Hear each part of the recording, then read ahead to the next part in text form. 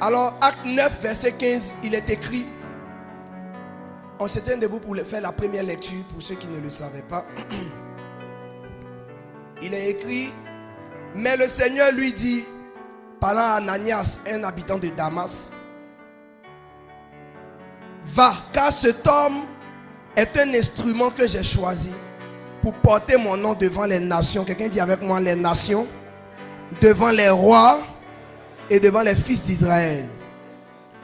Donc, cet homme est un instrument que j'ai choisi pour porter mon nom devant les nations, virgule, devant les rois, virgule, et devant les fils d'Israël. Parole du Seigneur. Amen.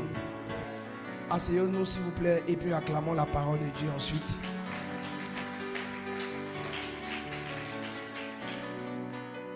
Ce matin, ce que tu vas recevoir dépend de l'atmosphère que tu vas créer dans la salle. Amen.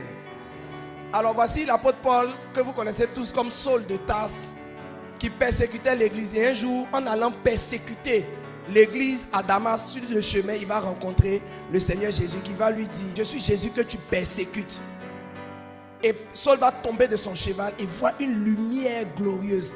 Que Christ t'apparaisse avec sa lumière glorieuse. Ce qui est bien avec la lumière, c'est que quand la lumière vient, les ténèbres sont obligées de reculer.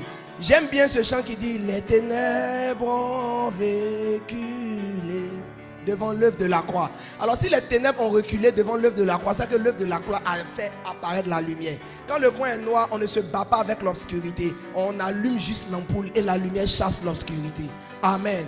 Je prie au nom de Jésus qu'une certaine lumière, une certaine gloire de Dieu descende dans ta vie et soit opérationnelle. Alors le Seigneur dit, cet homme est un instrument que j'ai choisi. La notion de choisir nous ramène à l'appel. Nous ramène à l'appel. Le thème que je vais aborder ce matin, c'est les valeurs à développer pour une ascension professionnelle.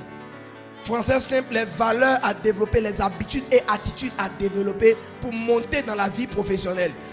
C'est quoi une profession? Une profession, c'est un travail. Donc les valeurs à développer pour monter dans ton travail. Peu importe ce que tu fais, que tu travailles dans un bureau ou au marché ou dans la rue, tu peux monter dans ton travail. Dis avec moi, je monte dans mon travail. Je monte dans ma profession.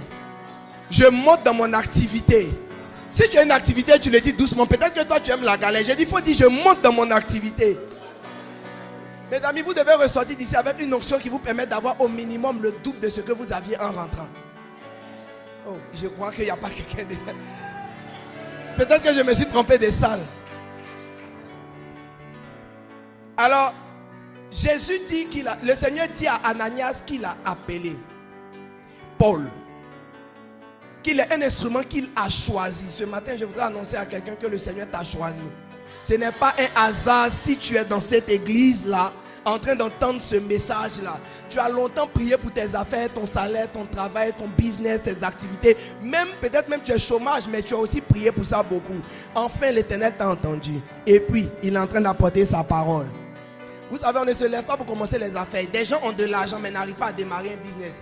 Démarrer une activité, trouver un emploi, c'est une action surnaturelle. C'est quelque chose de spirituel. Ça nécessite l'intervention du surnaturel. C'est pourquoi je vais prier pour quelqu'un qui est ici, mais qui attend quelque chose, une sorte de visitation divine dans sa vie professionnelle.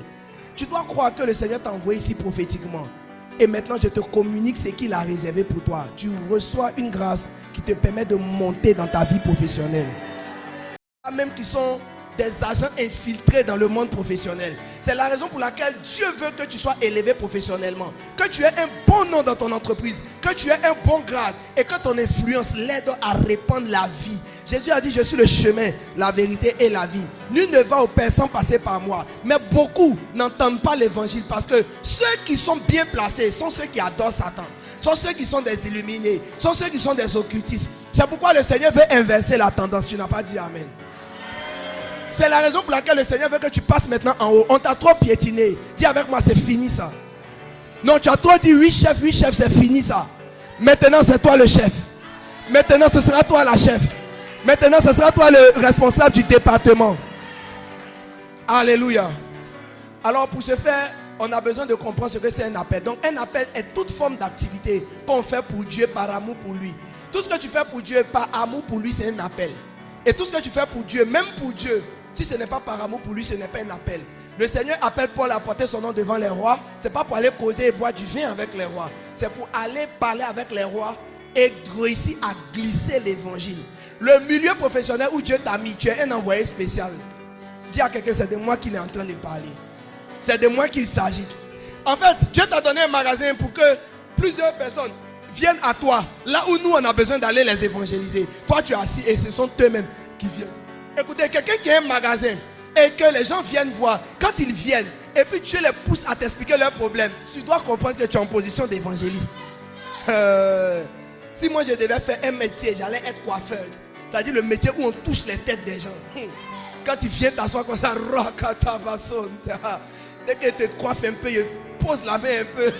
Le temps de te rendre compte là, tu es sous l'onction. Frère, retourne à la maison. Quelques démons étant partis, accepte Jésus et va au paradis. Ton boulot est un argument que Dieu est en train de te donner. Même si tu vas au marché, je te l'ai dit, c'est un argument, c'est un plan. Et si tu peux comprendre ce plan aujourd'hui, tes activités vont marcher. Parce que Dieu a un intérêt à t'envoyer beaucoup de clients. Tu n'as pas dit. Si Dieu te fait monter dans ton travail, il gagne quoi? Parce que tu n'as pas encore compris que ton travail c'est un appel. Dis avec moi, mon travail c'est mon appel. Parce que toute activité que tu fais pour Dieu, par amour pour Dieu, est un appel. Donc il n'y a pas juste les 5 ministères. Ton boulot que tu es en train de faire là, si tu le fais par amour pour Dieu, ça devient aussi un travail pour Dieu, donc un ministère. Je prie que Dieu révèle des ministères. Que la maman qui est assise au marché en train de vendre ses ingrédients comprenne que c'est son ministère. Chaque femme qui va venir payer du piment, chaque femme qui va venir payer des aubergines, chaque femme qui va venir payer des pagnes est une cible potentielle. Écoute, son mari est en train de la fatiguer, c'est toi qui ne le sais pas. Mais Jésus l'a envoyé vers toi pour que tu lui dises, ma soeur ou mon frère, Jésus peut t'aider. Jésus peut t'aider. J'ai vu plusieurs personnes qui sont venues, le visage rayonnant, la beauté au top, mais qui avaient mal au cœur, des blessures intérieures comme jamais tu n'en as vu.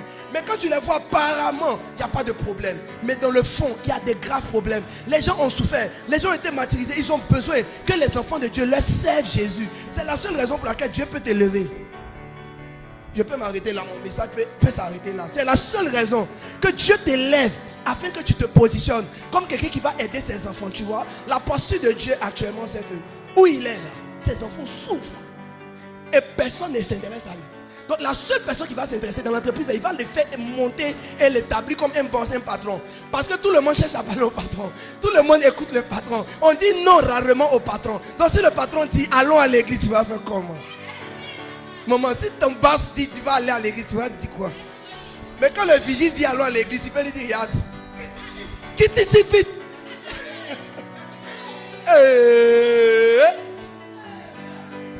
Toi tu as fait comme ça, tu me dis d'aller à l'église. Moi ton boss, du calme. Donc Dieu a un intérêt. Dieu a un intérêt à t'élever quand tu te places comme celui qui calme ses enfants, qui encadre ses enfants. Dieu a donné à certaines personnes qui sont ici le rôle de consolateur. Souvent quand des femmes sont en train de tresser, elles vont dire ah, à la maison c'est dur, mes enfants font ceci. Et puis tu vas entendre une chrétienne là-bas crier Yako. Quand il dit ça comme ça là, Dieu dit les 50 autres clients qui devaient venir, reposez-vous, allez ailleurs. Parce que aller chez celle-là n'est pas différent d'aller chez un païen. Donc c'est mieux, il faut aller chez quelqu'un là-bas. Yako là, ça veut dire quoi? Il faut dire ah bon, quand tu as des difficultés, laisse-moi te parler de celui qui est le chemin, la vérité et la vie. C'est qui est en train de mourir, ma soeur. En train de tresser, hein? C'est qui est en train de mourir. Je sens déjà l'Esprit de Dieu ressusciter cela. Sois fortifié, ma soeur. Tu seras étonné que la personne va commencer à pleurer. Et quand la personne va se lever, dorénavant, hein, quand on va lui demander, tu ne connais pas un coin où on tresse? Elle va dire, ne te fatigue plus. Le meilleur endroit, c'est là-bas. Quand tu t'en vas là-bas, tu gagnes beauté plus la paix. Oh, quelqu'un n'a pas compris comment on gagne des clients. Hey, j'ai dit, c'est un plan, c'est mathématique, c'est 1 plus 1 qui donne 2. Il faut agir de manière technique. Il ne faut pas rester là pour dire, Seigneur, donne-moi des clients, donne-moi des clients, donne-moi des clients. Non, c'est un appel, c'est un ministère, c'est une fonction, c'est un boulot. Quand tu es en train de pleurer, tout comme ça, Dieu dit, ah, c'est les bouillon. Éteignez son réseau et puis on éteint ta radio au ciel là. C'est même pourquoi tu sens que depuis tu pries on ne t'écoute plus. Ça ne va pas. Si tu vas comprendre ce principe, tu as tout compris. Maintenant, pendant que tu es en train de faire ce travail, en tant qu'enfant de Dieu, il y a des valeurs et des vertus que tu dois développer. C'est ça que tu dois maîtriser. Donc je suis là. Je suis quoi? Quelqu'un me donne son boulot? Un électricien? Les gens m'appellent pour venir mettre le courant, les câbles électriques dans leur maison. Donc ça c'est mon boulot. Moi j'ai besoin que Jésus me donne de l'argent. J'ai besoin d'avoir beaucoup de marchés. Donc maintenant je vais me mettre dans une certaine posture, développer certaines vertus, pour qu'au lieu de m'envoyer chez le gars du quartier qui n'a pas l'argent, quand je vais dire le prix 3000, il va négocier à 1350. Et quand tu lui donnes 1350, tu achètes l'eau et il dit paye pour moi aussi. Donc finalement, il prend les 100 francs encore dans les 1300, il te reste 1250. Comment tu vas faire pour que le Seigneur t'enlève dans cette catégorie de clients, pour t'envoyer dans la catégorie des gens qui ne payent pas même main à main et ils payent par virement bancaire? Oh, que Dieu connaisse quelqu'un à des virements bancaires. Comment est-ce que le Seigneur va faire en sorte que dans ton entreprise, là où tu travailles, même si tu n'as pas fait les hautes études, les gens aient l'envie de te nommer responsable. J'ai une de mes soeurs pour qui je priais qui est en France. Lorsqu'elle était en train de chercher du boulot, je lui ai dit, n'importe quel travail qu'on te donne, prends. Numéro 1. N'importe quel travail. Oui, toi aussi tu as vécu ça. Elle cherchait du boulot, on lui a donné un stage.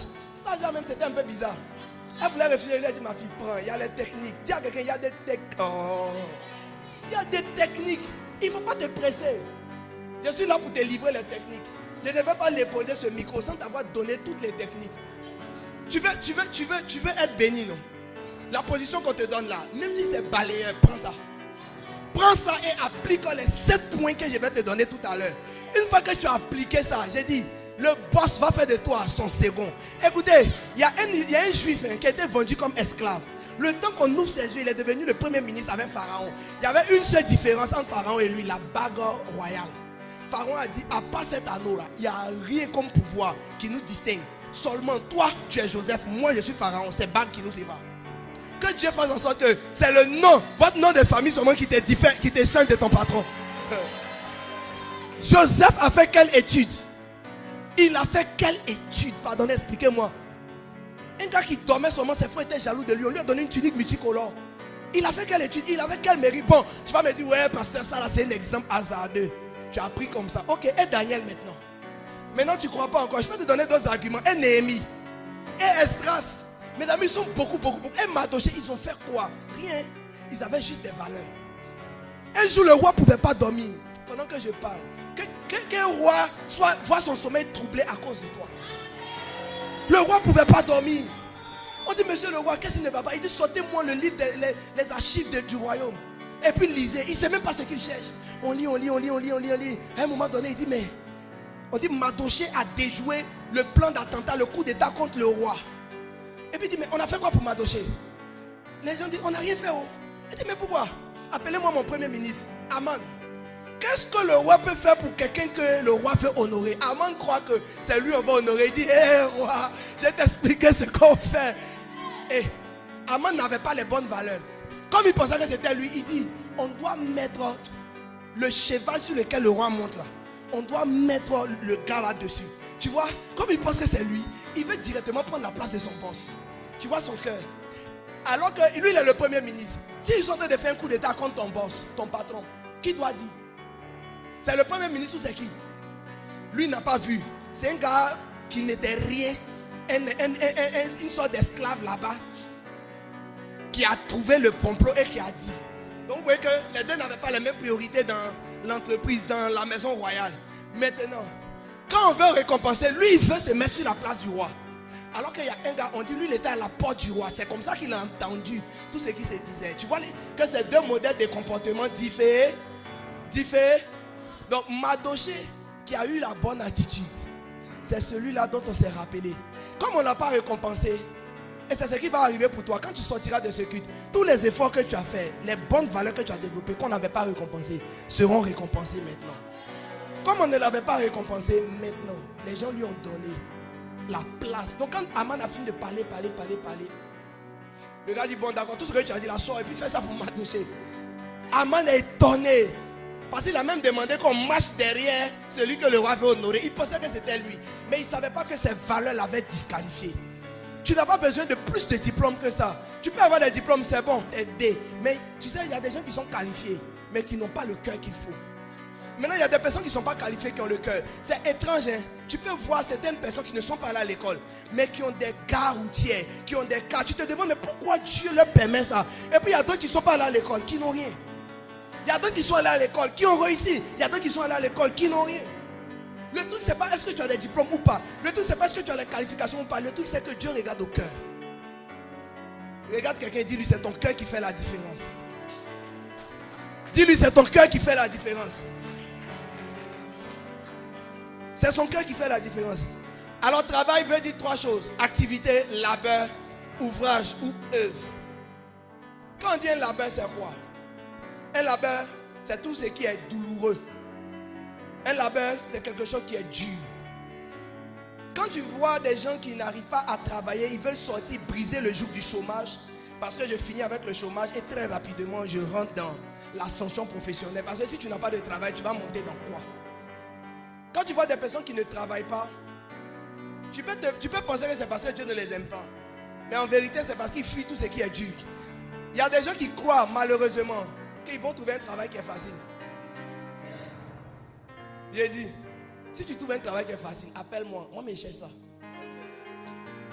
Non, un jour, il y a quelqu'un qui m'a dit, non, vous les pasteurs là, pour vous au moins c'est bien. Vous venez vous prêcher dimanche et puis vous partez. Il a dit, ah bon, hein? Oh, ok. Non, je n'ai pas dit ça. Je lui ai dit, alors viens être pasteur. Vu que c'est très facile. Come here. Viens.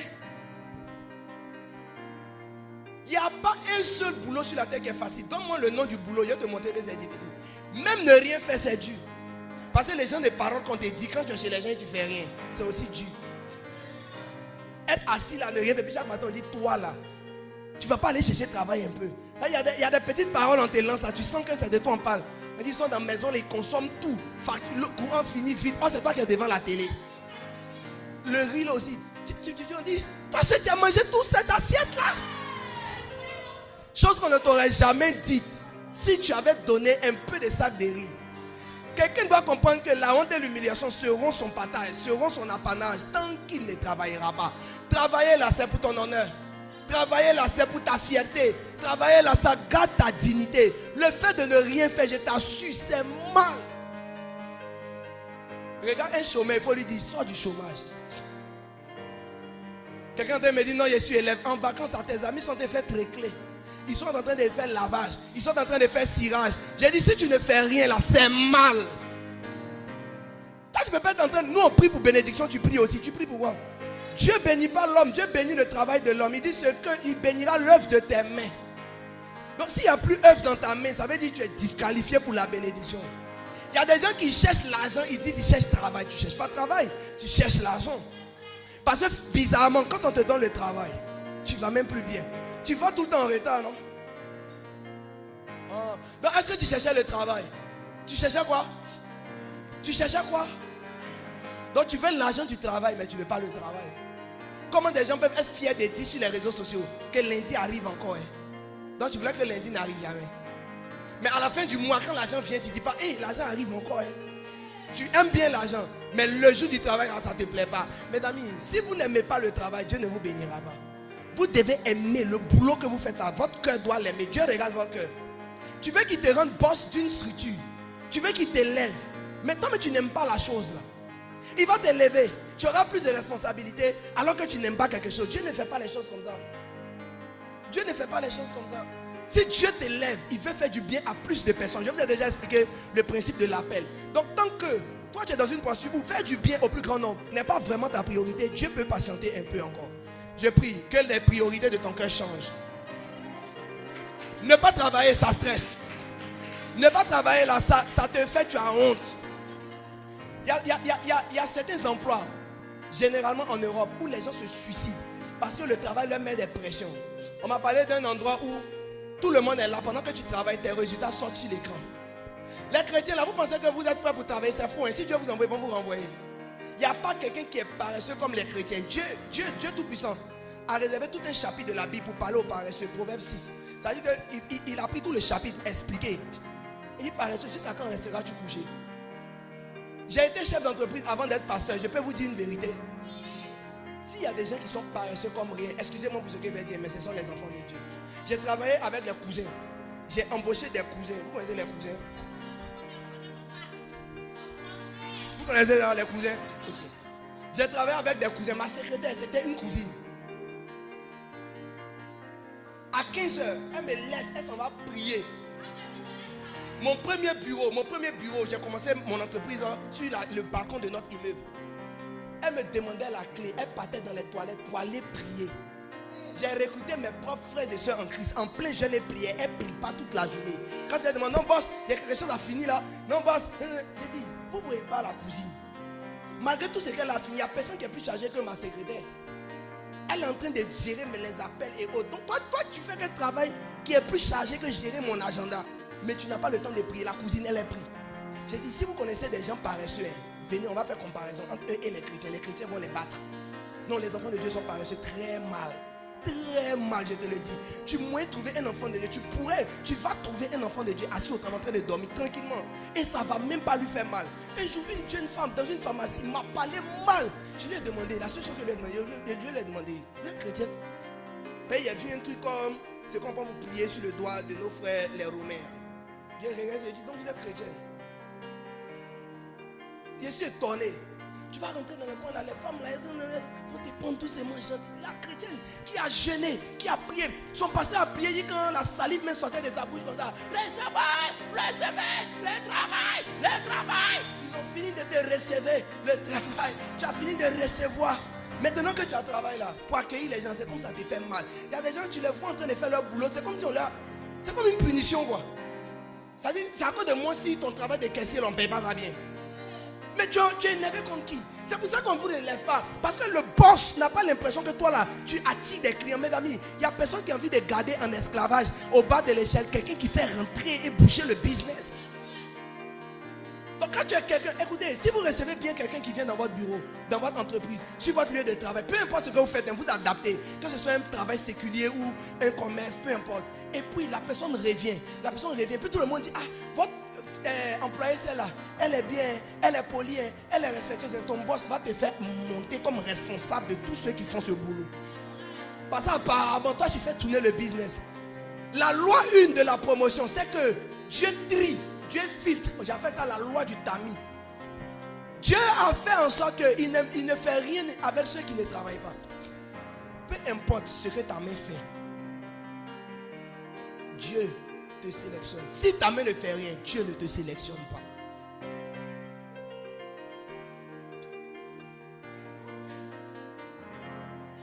Regardez, Dieu pouvait choisir Moïse pour faire le travail à n'importe quel moment. Non. À quel moment il a choisi Moïse? Pendant qu'il était devenu berger, pendant 40 ans. Je peux te prouver encore. À quel moment le Seigneur choisit Élisée pour venir remplacer Élie, le grand prophète? Comment autre chose? À quel moment il le choisit? Pendant qu'il était en train de labourer. On dit qu'il était à sa 12e paire de bœuf. À sa 12e paire de bœuf, en train de labourer la terre. Il labourait. Regardez tous ceux que Dieu a visités, avec qui il a fait quelque chose. Ils étaient en train de travailler. Maintenant, toi, pourquoi tu ne travailles pas? Moi, j'étais encore étudiant quand j'ai commencé à faire ma première entreprise. Non, pas ma première entreprise, mon premier business de vente de cartes de visite. Tu ne vois pas que dans votre classe, il y a une soeur qui vient toujours avec œufs et puis bonbons? Tu penses que c'est parce que ses parents sont trop pauvres? Non. C'est parce qu'elle a compris quelque chose que tu n'as pas compris. Dieu n'aime pas les gens inactifs. Dieu aime les gens qui sont actifs. Il y a un temps pour tout sur la terre, il y a un temps pour étudier, c'est vrai.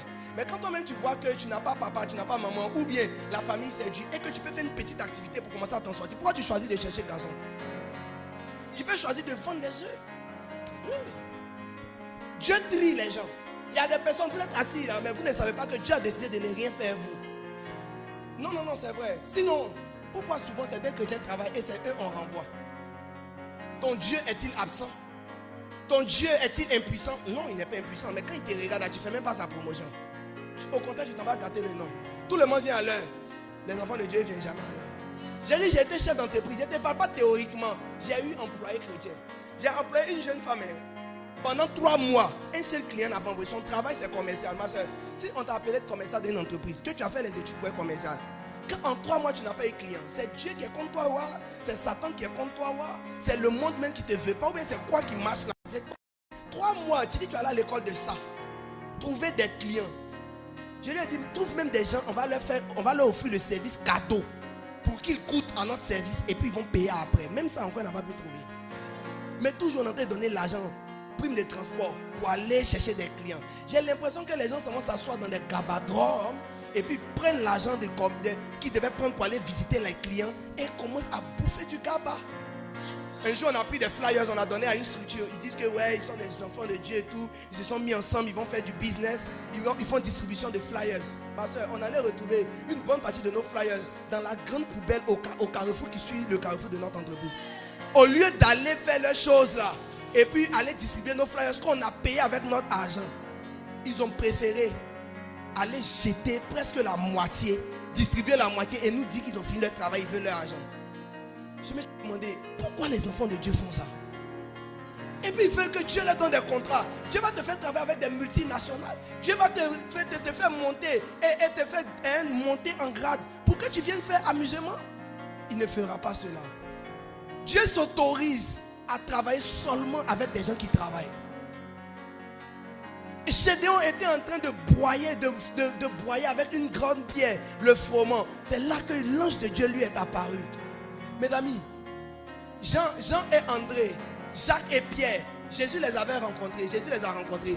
Mais le moment où Jésus a décidé de leur dire qu'il va les recruter dans son équipe, ça c'est le moment où ils étaient sur le bateau de leur père. Pendant qu'ils étaient en train de pêcher, je n'ai pas dit pécher, j'ai dit pêcher. Donc c'est comme si Dieu commence à te calculer quand ta main est en train de faire quelque chose. La loi numéro 2 du travail, c'est ce que j'appelle l'intégrité. Laissez-moi prendre les versets. L'intégrité, dis avec moi l'intégrité. Quelqu'un dit avec moi mieux l'intégrité. On va lire ensemble là, un verset. Proverbe verset 10, chapitre 10 verset 9. Mais celui qui prend des voies détournées sera... Donc on reprend bien. Oui. L'intégrité c'est quoi? L'intégrité c'est l'un des éléments, si vous voulez mon avis, c'est l'un des éléments majeurs que Dieu regarde s'il va promouvoir son enfant ou pas. Vous pouvez vous débrouiller pour monter, Dieu veillera ce que vous descendez si vous n'êtes pas intègre. L'intégrité c'est quoi? C'est éviter le double langage, la duplicité, gonfler les factures, les dessous de table.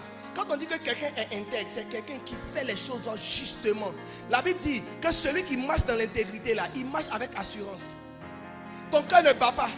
Tu es sûr, tu es serein parce que tu es dans l'intégrité. Maintenant, celui qui prend des voies détournées sera découvert. L'intégrité, c'est refuser la corruption. Je vous dis la vérité, vous vous disqualifiez quand vous acceptez d'être corrompu. Vous tous qui êtes corrompus, aujourd'hui c'est votre dernière chance d'arrêter la corruption. Sinon Dieu va vous abandonner. Tu vas sentir que tu n'es pas soutenu dans ton boulot.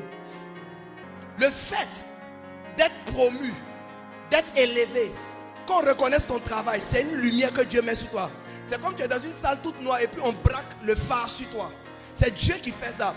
Mais Dieu ne fait pas ça sur les gens qui sont en train de verser la boue, les déchets sur eux-mêmes. Quand tu es en train de prendre l'argent des gens pour faire quelque chose, de payer pour un concours, Dieu se désengage de toi. Oh, si tu payes quelque chose, tu fais la corruption et que ça marche, il faut commencer à pleurer. Ça veut dire que Satan est devenu ton sponsor. C'est pas Dieu qui a payé pour toi. C'est pas Dieu qui a convaincu les gens. Si Dieu t'aime, tu payes et tu échoues. Oh, j'ai parlé à quelqu'un ou pas? Si Dieu t'aime, tu vas donner ton argent, tu ne vas pas réussir. Et puis, un autre jour, tu ne vas pas donner l'argent, tu vas réussir. Ça, c'est Dieu qui t'aime. Si tu as déjà fait l'expérience où quelqu'un a voulu payer, un de mes fils, ses parents ont... Il dit que lui, il ne veut pas qu'on fasse la corruption pour lui. Ses parents disent forcément, ils vont payer. Je ne sais pas c'est quel parent, si c'est son papa, son oncle, peu importe. Donc derrière lui, les gars s'en vont payer pour lui. Il s'en va, il passe le concours, il tape poteau. Il passe le concours, il tape poteau. Il ne sait pas pourquoi, mais il échoue seulement. Quand Dieu t'aime, même si on fait la corruption, il ne te laisse pas rentrer dedans. Parce que tu vois, le manque d'intégrité, la corruption, c'est que tu es en train de construire une maison sur le sable. Je n'arrive pas à comprendre comment certains chrétiens ont des plans très établis et élaborés. Que j'ai fini d'avoir mon bac, je vais payer concours pour entrer à la gendarmerie, j'ai payé concours pour faire ceci, j'ai payé concours pour faire... Toi, tu es l'enfant de Dieu et tu as déjà un plan de corruption bien établi comme ça. Et tu crois que Dieu qui voit ton cœur va t'aider. Il ne va jamais t'aider. J'ai le frère d'un de mes fils qui est aussi un fils pour moi, qui s'amuse à baser toute sa vie sur comment il va faire la corruption. Je lui ai dit, aussi longtemps que tu vas corrompre, aussi longtemps que tu vas rester sans emploi. Je suis prophète de Dieu, je viens te l'annoncer. Si tu veux, blague-toi, va réunir 1 million, va réunir 2 millions, tu vas payer, rien ne va marcher. Ton Dieu est là et tu l'humilies. C'est comme s'il est incapable. C'est comme s'il ne peut rien faire, alors il va te laisser. Est-ce que vous savez que si on vous a laissé tomber d'une certaine hauteur, vous allez vous briser les jambes, peut-être même mourir. C'est ce que Satan essaie de faire avec toi. Il te prend, au lieu de te mettre sur la première marche de l'escalier, il s'en va sur la 200 millième marche et puis il te lance. La chute sera grave. Je prie que quelqu'un marche dans l'intégrité. Il y a des gens, quand ils viennent, ils veulent te payer pour que tu fasses passer leur dossier vite. Il faut leur dire, je vais faire mon mieux, je ferai mon meilleur pour que ton dossier avance. Mais je ne peux pas prendre l'argent pour faire avancer le dossier. C'est une question d'intégrité. Je vous ai dit, avant de devenir pasteur, Dieu m'a fait la garde d'un chef d'entreprise. On a vu beaucoup de choses. On dit, tu veux le contrat? Est-ce qu'on peut se voir dans un after work? After work de quoi? Je suis compétent. Vous avez besoin de mes services. On se connaît. Donnons-nous le marché. On dit, non, on doit se voir. On s'en va à la rencontre. On dit, mais tu as combien pour nous? Comptez sur moi. Pour ne jamais payer pour avoir quelque chose. Mais comptez sur moi pour être reconnaissant après avoir eu. Je sais que d'autres vont s'amuser à rentrer là-dedans. Mais tes larmes arrivent, il ne faut pas t'inquiéter.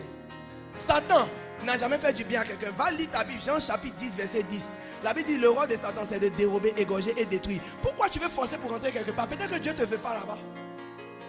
Tu te fais rentrer forcé. Tu vois, tu n'es pas motivé par le travail, tu es motivé par l'argent. Maman te contrôle. Et toi, tu as besoin d'être là à 15h. Je vais t'enseigner, prier pour toi, te délivrer de l'amour de l'argent. C'est l'argent qui te contrôle. Ce n'est pas le boulot là qui t'intéresse. Ce n'est pas de faire la volonté de Dieu qui t'intéresse. Sinon, tu ne peux pas forcer pour entrer dans quelque chose. Dieu me veut dans quelque chose. Dieu me mettra dans quelque chose. Dis amen bien. Quelqu'un doit se repentir parce que ton diplôme est basé sur la corruption.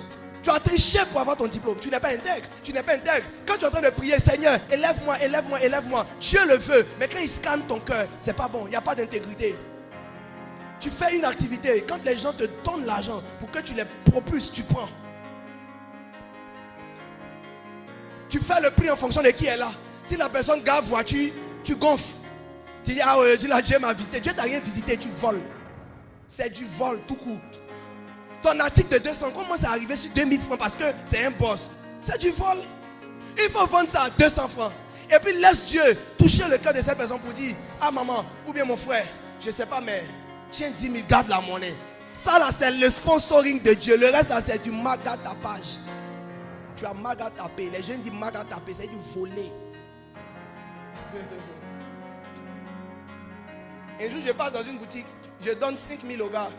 Je fais achat 4 500, il doit me donner 500, il me redonne 5 000. Et puis il met 500 dessus. Genre, il a vu que, il a pensé que j'ai donné 10 000. Oh, un bon jour de galère même. Ça dit que je regarde le blé, on a dit, Seigneur, est-ce un signe de ta part? Seigneur, c'est toi qui me visites ou bien c'est quoi qui va se passer là?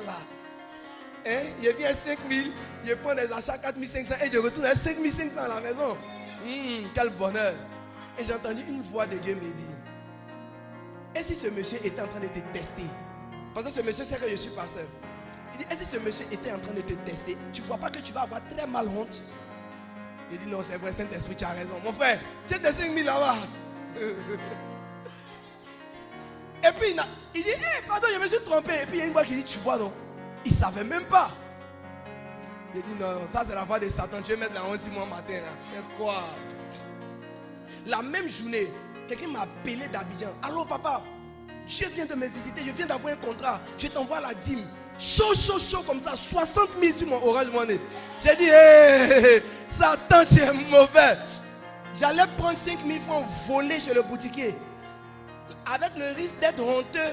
Et puis les 60 000, tu allais bloquer. Vous tous qui avez pris les 100 francs, les 200 que les boutiquiers ont oublié là. Oui, non, vous avez vendu quelque chose. Il y a un examen que tu as vendu pour 350. Hein? Il y a une grâce de mariage. Tu devais rencontrer quelqu'un qui allait te marier, que tu as vendu pour 7 000. Que Dieu vienne t'aider à racheter le temps. Amen. L'intégrité, c'est le comportement. Que Dieu te bénisse d'acclamer. L'intégrité, c'est le comportement que tu as quand personne ne te voit.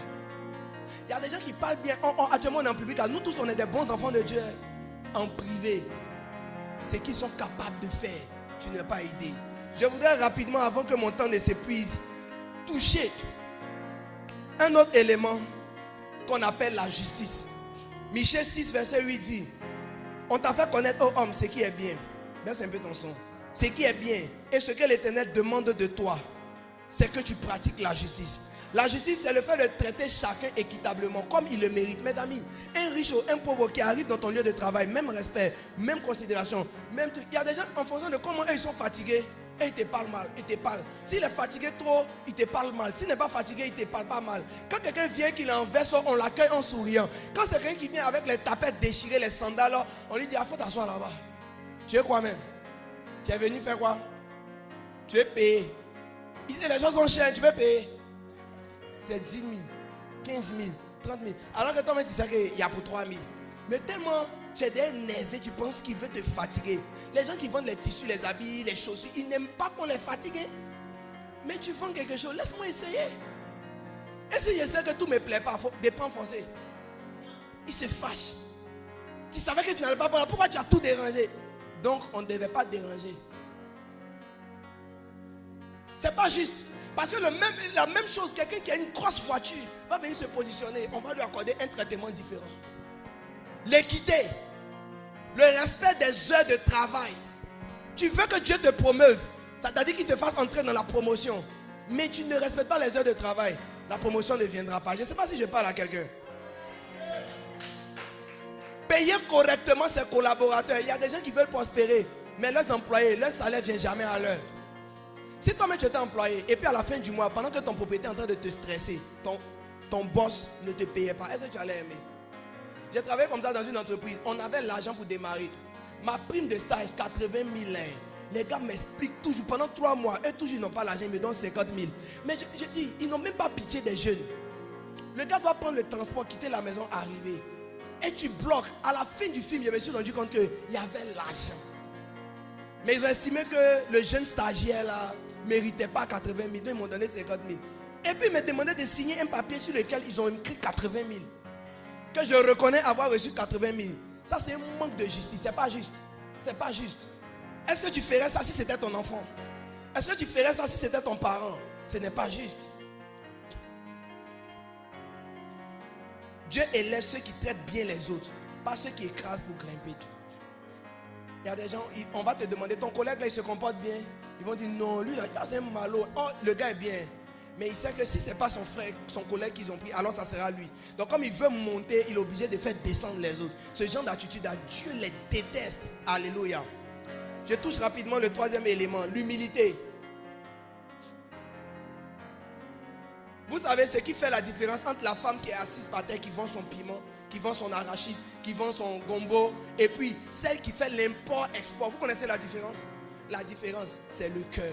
Il y a des gens, pendant qu'elles sont assises là, elles sont en train de ruminer à l'intérieur d'elles-mêmes. Si ce n'est pas la vie qui a fait ça là, est-ce que l'homme allait être assis ici en train de vendre ça là? Tu vois? Et puis il y a une autre qui a un cœur qui dit, si nous autres on ne vend pas ce genre d'aliments, comment les gens vont manger? Tu vois, c'est deux états d'esprit là. Il y a une qui est orgueilleuse et puis il y a une qui est humble. Dieu va faire que celle qui pense bien là, elle va commencer à faire ça en grande quantité. Parce qu'elle a compris qu'il faut des gens qui font ça. Mais Dieu veut te bénir dans ça. Donc il fait que tu produis en grande quantité. Ce qui est différent de celle qui estime que c'est parce que je suis sérieux. Sinon c'est la maman, mais elle fait quoi dedans?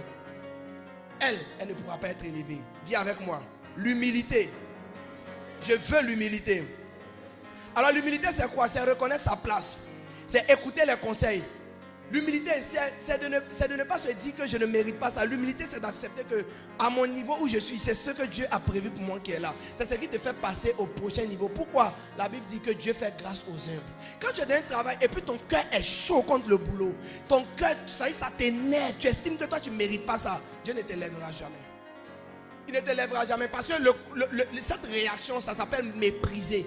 Alors que Dieu veut que tu lui rendes grâce, pas que tu méprises ce que tu as. C'est vrai, tu veux passer à un autre niveau, tu veux passer à un autre chiffre d'affaires, mais ne méprise pas ça. Il ne faut pas que ton cœur méprise ça, genre, ça il fait ça en entendant, hein? Moi je fais ça en entendant. Hein?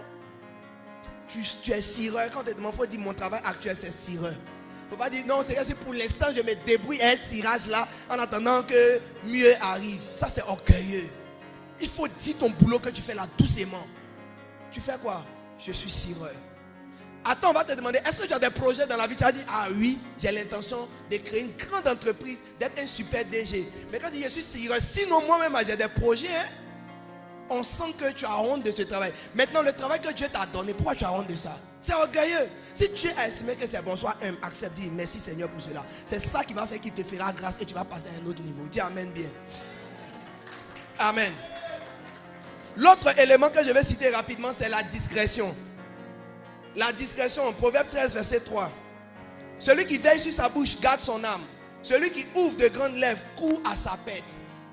Est-ce que vous êtes au courant que le fait de trop parler, ça peut vous disqualifier de quelque chose? Ce n'est pas tout ce que tu entends que tu dois répéter. Il y a des gens, ils font béret au quartier jusqu'à ils s'en vont faire béret en entreprise. C'est déplacé, Champi.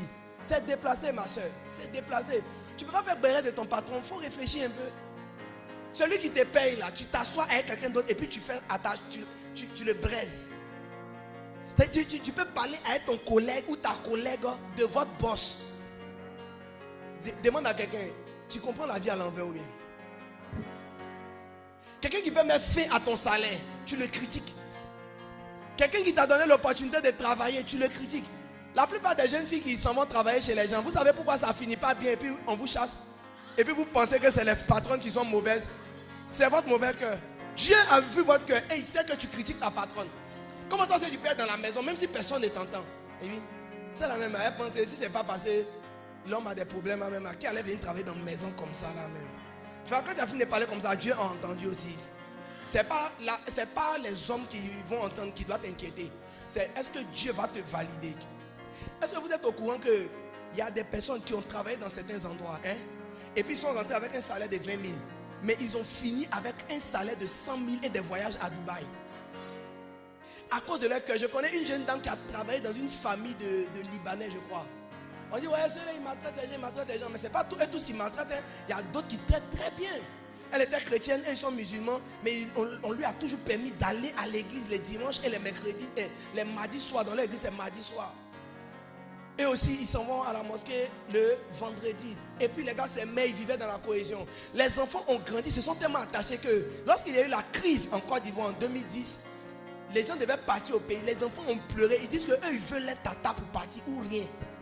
S'ils ne vont pas les tata, et ils restent en Côte d'Ivoire. Les parents ont tout fait. La tata est partie avec eux. Les gens la disent qu'ils veulent leur tata. Récemment, j'ai vu quelqu'un qui a grandi jusqu'à il a travaillé. Il a recherché en Côte d'Ivoire son ancienne nounou. Et puis il lui a fait une belle offrande. C'est passé à la télé. Donc tu peux t'imaginer, si les gens étaient en train de faire ça. Par contre, hein, on a vu d'autres qui ont chicoté les enfants jusqu'à on les a attrapés. Il y a une, elle a donné somnifère au bébé. Ça dit quand les parents s'en vont, elle donne somnifère au bébé. Tu vois, il y a une différence entre chercher l'argent et chercher le travail. Elle veut l'argent, mais elle ne veut pas le travail. Comment tu peux prendre un enfant et lui donner somnifère tous les jours que Dieu fait? Il va devenir toc-toc. Et ils l'ont attrapé un jour grâce à la caméra de surveillance. Elle donne des somnifères. Amen. Donc beaucoup échouent, pas parce qu'ils manquent de talent, mais parce qu'ils parlent trop. Parce qu'ils parlent trop. Tout à l'heure, j'avais ouvert une parenthèse, mais je reviens sur la discrétion. Quand tu travailles quelque part, il faut apprendre à fermer ta bouche. Il y a des gens, leur manque de discrétion, ce n'est pas qu'ils prennent les secrets du travail pour aller à la maison, c'est qu'ils prennent les secrets de la maison pour aller au travail. Ça veut dire que toi, tu viens au travail et puis, ça veut dire que si on t'écoute bien pendant un mois, on connaît tous les membres de ta famille et leurs défauts. Parce qu'aujourd'hui, quand tu viens comme ça, c'est ta tante Akab là. Demain, c'est l'oncle Zouzou. Et puis après ça, c'est ton neveu Christian. Même après, tu vas remonter sur ton cousin Bertrand. Et puis tu vas partir maintenant sur Simon. Ça veut dire que chaque jour, il y a un nouveau dossier. Tu manques de discrétion. Les gens ont peur de t'élever parce qu'on dirait que ta bouche là, ça parle un peu trop. On ne peut pas te confier des secrets. Tu ne connais pas secret professionnel. Tu bavardes un peu trop. On ne te le dira pas. C'est pourquoi moi je viens te prêcher ça. Celui qui doit t'élever ne va pas venir te dire sois discret. Mais en fait, c'est une vertu qu'il va rechercher. Est-ce que tu peux garder les secrets? Il y a des gens que tu ne peux pas mettre dans la comptabilité. Parce que s'ils voient que l'entreprise fait passer 10 millions, ils vont aller dire à tous les employés, on nous paye mal ici. Il y a l'argent. Il y a l'argent même. Il a dit, C'est pour ça que Dieu ouvre les portes et puis tu vas voir des choses. J'aurais jamais cru qu'il y avait 10 millions dans cette entreprise-là. Et puis ils nous donnent les salaires 200 000, 200 000.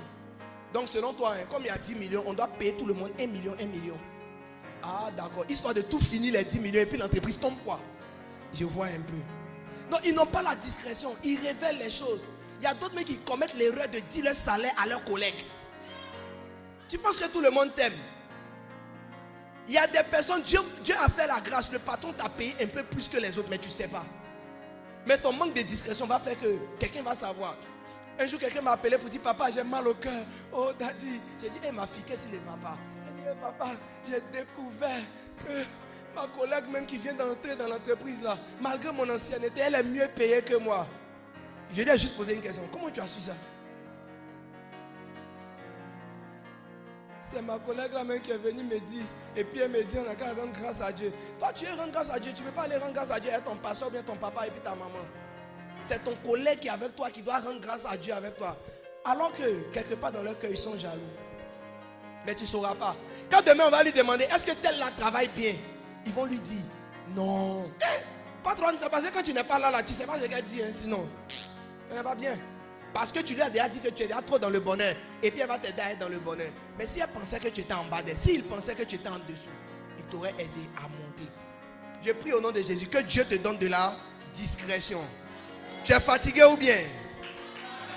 Le culte c'est de 10h à 12h30. Donc je suis encore dans mon temps. Je peux toucher un dernier élément ou un avant-dernier rapidement. La fidélité. Luc 16, 10. Pour ceux qui prennent note, fidélité. Luc 16, 10. Celui qui est fidèle dans les moindres choses l'est aussi dans les grandes. Faites attention lorsqu'on vous confie des petites choses. Quand un enfant arrive sur votre lieu de travail, un jour j'ai vu une maman qui vend au marché. Elle vend les pâtes de porc. Apparemment, l'enfant a été envoyé par quelqu'un. Donc l'enfant est venu et puis dit, attends, je veux porc. Quand elle a vu que c'est un enfant là, elle n'a pas imaginé qu'il avait de l'argent dans sa main. Elle dit, toi, quitte ici. Mais maintenant, moi, je lui ai demandé, madame, l'argent de l'enfant et mon argent, il y a une différence? Elle dit, non, pourquoi vous me demandez ça? Et puis elle me parle avec une telle arrogance. Elle dit, mais l'enfant, il a 2000 dans sa main. Moi aussi, il y a 2000 dans ma main. Donc c'est pour ça que je demande, est-ce qu'il y a une différence entre nous de nos 2000 là? Parce qu'apparemment, comme elle n'a pas vu l'argent, en regardant que c'est un petit enfant de 10 ans, elle pensait que il est venu l'embrouiller quoi. Vous voyez?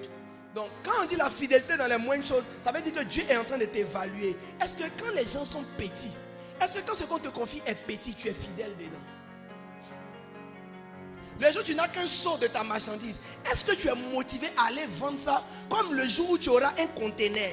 Parce que si tu n'as pas pu te lever chaque matin pour aller vendre un élément, tu n'auras pas la foi de te lever chaque matin pour aller vendre 100 éléments. Les gens pensent que quand leur commerce va augmenter, quand leur salaire va augmenter, le travail va devenir plus agréable. C'est faux. J'aimerais vous dire la vérité. L'une des choses qui va avec la promotion, c'est la pression. Si on te fait monter, tes responsabilités augmentent. Ce qu'on attend de toi augmente. Donc Dieu ne te bénit pas de la promotion s'il sait que tu n'as pas encore eu le cas de gérer un peu qu'il t'a donné. Il y a d'autres, vous finissez votre business, votre commerce, vous prenez votre salaire, vous ne mettez pas l'ordre dedans. Dès que vous commencez à dépenser, non? Tu commences, dès que l'argent vient, tu as déjà tout dépensé. Tout. Quand le Seigneur est en train de te regarder par rapport à la fidélité, quand le Seigneur te regarde, et puis tu as eu 50 000 de salaire, tu n'as même pas pu enlever 5 000. Tu penses que le Seigneur va te donner 150 000. S'il augmente ton argent et que tu n'as pas été fidèle dans le peu, tu ne seras pas fidèle dans beaucoup. C'est pourquoi tu dois voir chaque opportunité de faire une offrande, de faire des dîmes, comme étant un test de Dieu. Il te regarde, il t'observe. Il essaie de sonder dans ton cœur. C'est quoi qui t'intéresse? Sa grâce, sa faveur ou l'argent? C'est quoi qui t'intéresse? T'enrichir ou être béni par lui? Parce que celui qui veut être béni, la Bible dit que la bénédiction de l'Éternel, c'est ça qui enrichit. Et ce n'est suivi d'aucun chagrin. Récemment, une de mes soeurs m'a dit, mon frère, prie pour moi. J'ai prié pour elle. Elle est en Europe, elle est en France. Lorsque j'ai fini de prier, une semaine après, on lui a donné un stage. Un stage où son salaire avoisine 1 800 000. Même si on dit c'est en Europe, essayez de vous renseigner avec vos frères qui sont en Europe. Si c'est facile de trouver même un travail où le salaire avoisine 1 million, 800 000 ou presque 1 million, essayez de leur demander. Si c'est facile d'avoir un stage, pas travail, un stage où on peut te payer entre 800 000 et 1 million. Mais tu vois, quand elle est rentrée là-bas, elle m'a dit, prions que Dieu fasse que je sois une bénédiction pour cette entreprise. Et quelqu'un est tombé malade. En plus de son travail, elle a commencé à gérer son travail. Les patrons ont aimé ça. On lui a donné un salaire qu'un stagiaire ne méritait pas. Dis avec moi, je serai fidèle dans les petites choses. Si dans les petites missions tu es fidèle, Dieu va t'élever. Ne cherchez pas l'élévation, cherchez à être fidèle dans les petites choses et l'élévation viendra. Tu n'as pas dit Amen. Et le dernier élément que je voudrais toucher avec toi, la pureté de cœur. Matthieu 5:8, mais ça je vais sauter. La pureté de cœur. Mettez Matthieu 5:8. Et le dernier élément que je vais toucher, c'est la dépendance à Dieu. Psaume 127:1. Si l'Éternel ne bâtit la maison, celui qui la bâtisse travaille en vain. N'importe quel plan que tu fais sans Dieu est vain. N'importe quel plan sans Dieu n'est que vanité. Peu importe comment est-ce que tu as bien réfléchi, tu es diplômé, tu as un bon CV et autres. S'il n'y a pas Dieu, c'est gâté. Tu sais pourquoi? Parce que la réussite va même te perdre. La richesse va te perdre. L'abondance va te perdre. Je connais quelqu'un qui était très discipliné dans l'œuvre de Dieu. Quand il a commencé à avoir, il a eu un travail où on le payait vraiment dans une structure, une multinationale. On a commencé à le payer pratiquement un traitement qui avoisinait les 2 millions. Il était payé à 1 million et quelques. Il faisait des voyages comme rien. Mes amis, le bon enfant de Dieu a commencé à fumer les cigares. Il a commencé à boire le champagne. J'ai dit, je le regarde, quand je ne comprends pas. J'ai dit, toi, tu as commis une erreur de t'enrichir. Un gars qui priait, j'ai dit, on priait ensemble. Il priait comme du feu. Vous savez que quand on vient à l'église, tout le monde ne prie pas pareil. Il y a des gens, quand tu les regardes prier là, toi-même tu arrêtes ta prière pour le regarder et dire, ah, ça c'est une masterclass de prière. C'est-à-dire lui-même il t'apprend la prière. Il prie quand il prie, il tremble.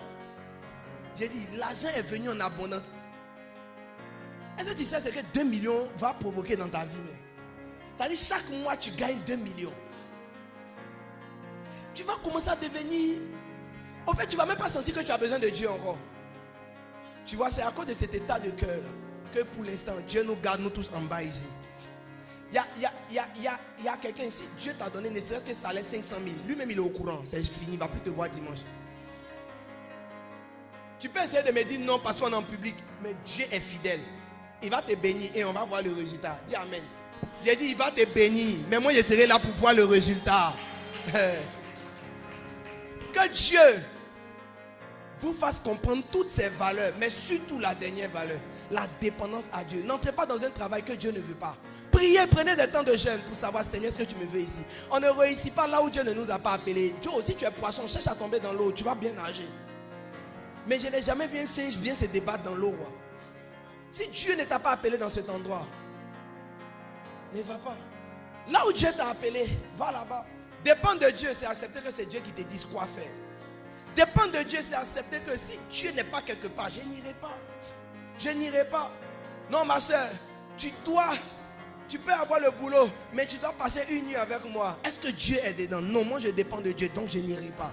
Je prie au nom de Jésus-Christ de Nazareth que les 7 différents points que j'ai partagés avec vous vous aident à rentrer, non seulement dans le travail, à avoir la grâce du travail, mais une élévation professionnelle au nom puissant de Jésus. Amen. Ta manière d'acclamer n'est pas sincère. Il faut acclamer puissamment le Seigneur Jésus.